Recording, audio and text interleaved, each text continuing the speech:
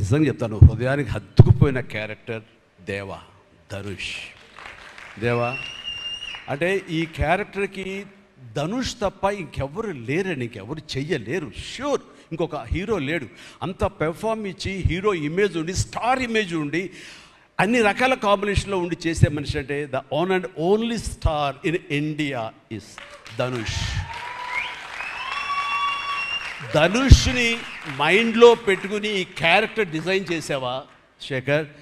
లేదు, నీ క్యారెక్టర్కి అతను అనుకోకుండా సరిపోయాడా అని అంటే నాకు లేదు. నువ్వు ధనుష్ని దృష్టిలో పెట్టుకుని ఈ క్యారెక్టర్ డిజైన్ చేసేవేమో అని అనిపిస్తుంది నాకు. ఎందుకంటే ఈయన సపోజ్ నేను చేయలేని శేఖర్, వెరీ సారీ, நான் ரொம்ப பிஸியாக இருக்கேன், நான் பண்ண முடியாது అని சொன்னா என்ன பண்ணுவேன்? నీ ఎవరున్నారు చేయడానికి? నన్ను అడిగితే నా వల్ల కాదు.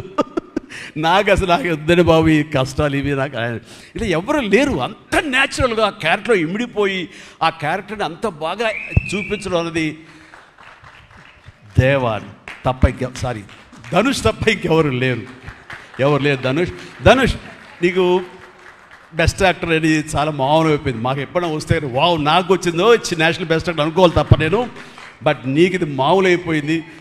మళ్ళీ ముందస్తుగా నీకు అడ్వాన్స్గా చెప్పేస్తున్నాను, నీకు కంగ్రాట్స్. నీకు బెస్ట్ యాక్టర్ అనేది ఖచ్చితంగా రావాలి. లేకపోతే నీకు నేషనల్ అవార్డ్స్కి అనేదానికి మళ్ళీ అర్థం లేదు. బట్ అది నీకు ఇది మామూలే, కానీ నీకు ఈ సినిమాకి వస్తే కనుక ఇందులో ప్రతి ఒక్కరికి ఇది గర్వకారణం. అది definite you will win. Fantastic.